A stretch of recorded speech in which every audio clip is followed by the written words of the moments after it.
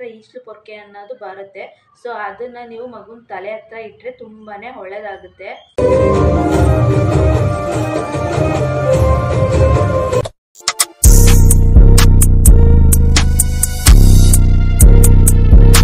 Friends, ಎಲ್ಲರೂ ಹೇಗಿದ್ದೀರಾ? I hope ಚೆನ್ನಾಗಿದ್ದೀರಾ ಅಂತ ಭಾವಿಸ್ತೀನಿ. ನಾನು ಕೂಡ ಚೆನ್ನಾಗಿದ್ದೀನಿ. ಇವತ್ತಿನ ಟಾಪಿಕ್ ಏನಪ್ಪ ಅಂತ ಅಂದರೆ, ಮಕ್ಕಳಲ್ಲಿ ಕಾಡುವಂತಹ ಬಾಲಗ್ರಹ ಮತ್ತು ಬಾಲಗ್ರಹದ ಲಕ್ಷಣಗಳು ಮತ್ತು ಅದಕ್ಕೆ ಪರಿಹಾರ ಏನು ಅಂತ ಇವತ್ತಿನ ವಿಡಿಯೋದಲ್ಲಿ ನಾನು ನಿಮಗೆ ತಿಳಿಸ್ಕೊಡ್ತೀನಿ.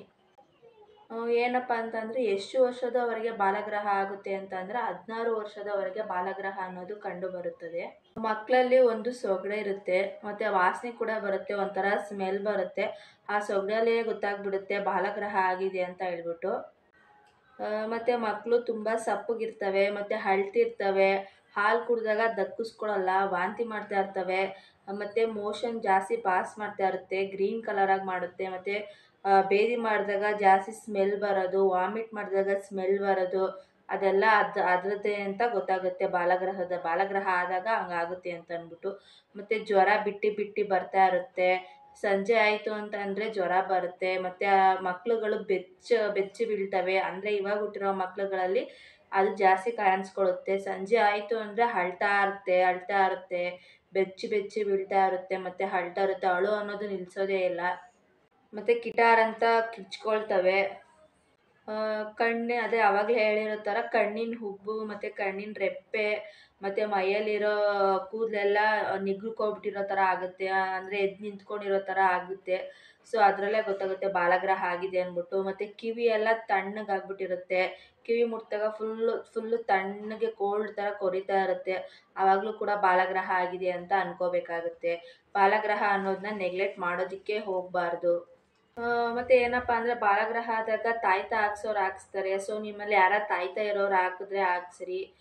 ಮತ್ತು ರಚ್ಚೆ ತಾಳಿ ಅಂತ ಬರುತ್ತೆ. ರಚ್ಚೆ ತಾಳಿ ದರ್ಗಾ ಇಲ್ಲಾಂದರೆ ದೇವಸ್ಥಾನಕ್ಕೆ ಕರ್ಕೊಂಡು ಹೋಗ್ಬಿಟ್ಟು ಯಂತ್ರ ಕೂಡ ಹಾಕಿಸ್ಬೋದು. ಇಲ್ಲಾಂದರೆ ಎಣ್ಣೆ ಅಂಗಡಿ ಕರ್ಕೊಂಡು ಹೋಗ್ತಾರೆ. ಬೆಳಗಿನ ಜಾವ ಕರ್ಕೊಂಡು ಹೋಗ್ತಾರೆ. ಭಾನುವಾರ ಮತ್ತು ಅಮಾವಾಸ್ಯೆ ಹುಣ್ಣಿಮೆಲಿ ಜಾಸ್ತಿ ಅಮಾವಾಸ್ಯೆ ಟೈಮಲ್ಲಿ ಹಾಕ್ತಾರೆ ಇದನ್ನು. ಎಣ್ಣೆ ಅಂಗಡಿ ಕರ್ಕೊಂಡು ಹೋಗಿ ಎಣ್ಣೆ ತಾಯ್ತ ಅನ್ನೋದನ್ನ ಕಟ್ಟಿಸ್ತಾರೆ. ಮತ್ತು ಮಕ್ಕಳನ್ನ ನೋಡದೆ ಹೋದರೆ ಕರ್ಕೊಂಡು ಬಾ, ಕಂಡ್ರೆ ಬಿಟ್ಬಿಟ್ಟು ಬಾ ಅಂತ ಹೇಳುತ್ತಂತೆ ಬಾಲಗ್ರಹ. ಸೊ ಫ್ರೆಂಡ್ಸ್, ಇದೆಲ್ಲ ಕೇಳಿದ್ರೆ ಭಯ ಅನ್ನೋದು ತುಂಬಾ ಆಗುತ್ತೆ. ನಮಗೂ ಕೂಡ ಭಯ ಆಗುತ್ತೆ. ನಾನು ಹೇಳೋದೇನೆಂದರೆ, ಇವಾಗ ಹುಟ್ಟಿರುತ್ತಲ್ಲ ಮಕ್ಳುಗಳು, ಸೊ ಅವು ಏನು ಹೇಳ್ಕೊಳ್ಳೋದಿಲ್ಲ, ಅವಕ್ಕೇನು ಅಂತಲೂ ಗೊತ್ತಾಗೋದಿಲ್ಲ. ಸೊ ದೊಡ್ಡವರಾದರೆ ಸ್ವಲ್ಪ ಆ ನೋವು ಈ ನೋವು ಅಂತ ಹೇಳ್ಕೊತವೆ. ಸೊ ಹೇಳೋದೇನಂತಂದರೆ, ಇವಾಗ ಹುಟ್ಟಿರೋ ನ್ಯೂ ಬಾರ್ನ್ ಬೇಬಿ ಇರುತ್ತಲ್ಲ, ಸೊ ಅವಕ್ಕೇನಂತಂದರೆ ಗದ್ಗೆ ಅಂಗಡಿಲಿ ಬಾಲಗ್ರಹ ಬುಕ್ ಅನ್ನೋದು ಬರುತ್ತೆ. ಸೊ ಬಾಲಗ್ರಹ ಬುಕ್ನ ನೀವು ತಂದುಬಿಟ್ಟು ಅದಕ್ಕೆ ಅರ್ಶಿನ ಕುಂಕುಮ ಇಟ್ಬಿಟ್ಟು ಗಂಧದ ಕಡ್ಡಿ ಹೊಗೆ ಕೊಟ್ಬಿಟ್ಟು ಸೊ ಪೂಜೆ ಮಾಡಿಬಿಟ್ಟು ಮಗುದಿಂದ ಇಳಿ ತೆಗೆದ್ಬಿಟ್ಟು ಮಗು ಎಲ್ಲಿ ಮಲ್ಕೊಳ್ಳುತ್ತೋ ಅಲ್ಲಿ ತಲೆ ಹತ್ರ ಬಾಲಗ್ರಹ ಬುಕ್ ಇಡೋದ್ರಿಂದ 3 ರಿಂದ 5 ದಿನದೊಳಗಡೆ ಕಡಿಮೆ ಆಗುತ್ತೆ. ಮತ್ತು ಇದನ್ನು ಭಾನುವಾರ ಇಲ್ಲಾಂದರೆ ಗುರುವಾರ ಇಟ್ಟರೆ ಒಳ್ಳೆಯದು. ಅಂದರೆ ಭಾನುವಾರ ಇಲ್ಲ ಗುರುವಾರ ಇಟ್ಟರೆ ಅದು ಇಟ್ಟಿದ್ದಕ್ಕೂ ಲಭಿಸುತ್ತೆ, ಅಂದರೆ ಆಗುತ್ತೆ ಅಂತ ಹೇಳ್ತಾರೆ. ಸೊ ಆ ದಿನದಲ್ಲಿ ಇಡಿ ಫ್ರೆಂಡ್ಸ್. ಮತ್ತು ಇನ್ನೊಂದು ಏನಂತಂದರೆ, ಮಗುವಿನ ತಲೆ ಹತ್ರ ಈಸ್ಲು ಪೊರ್ಕೆ ಅನ್ನೋದು ಬರುತ್ತೆ. ಸೊ ಅದನ್ನು ನೀವು ಮಗುನ ತಲೆ ಹತ್ರ ಇಟ್ಟರೆ ತುಂಬಾ ಒಳ್ಳೆಯದಾಗುತ್ತೆ.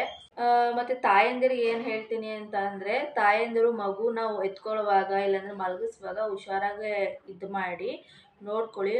ತೊಟ್ಲಿಂದ ಕೆಳಗಡೆ ಬೀಳ್ಸೋದೇ ಆಗ್ಬೋದು, ಇಲ್ಲಾಂದರೆ ಮನಸ್ಸಿಂದ ಕೆಳಗಡೆ ಬೀಳೋದೇ ಆಗ್ಬೋದು, ಇಲ್ಲಾಂದರೆ ಸ್ನಾನ ಮಾಡ್ಸೋಕೆ ಕರ್ಕೊಂಡು ಹೋದಾಗ ಸ್ನಾನದ ಮನೇಲಿ ಮಗುನ ಬೀಳ್ಸೋದೇ ಆಗ್ಬೋದು, ಇಲ್ಲಾಂದರೆ ಹೊಸ್ಲತ್ರ ಮಗುನ ಬೀಳ್ಸೋದಾಗ್ಬೋದು, ಮೆಟ್ಲತ್ರ ಮಗುನ ಬೀಳ್ಸೋದಾಗ್ಬೋದು.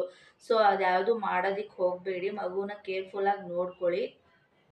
ನೋಡಿ ಫ್ರೆಂಡ್ಸ್, ಬಾಲಗ್ರಹದ ಬಗ್ಗೆ ಇಷ್ಟೆಲ್ಲ ಹೇಳಿದ್ದೀನಿ, ಯಾವ ರೀತಿ ಬರುತ್ತೆ ಮತ್ತು ಅದಕ್ಕೆ ಏನು ಪರಿಹಾರ ಇದೆ ಅನ್ನೋದು ಕೂಡ ಹೇಳಿದ್ದೀನಿ, ಯಾವ ರೀತಿ ಮಾಡ್ಬೋದು ಅಂತ.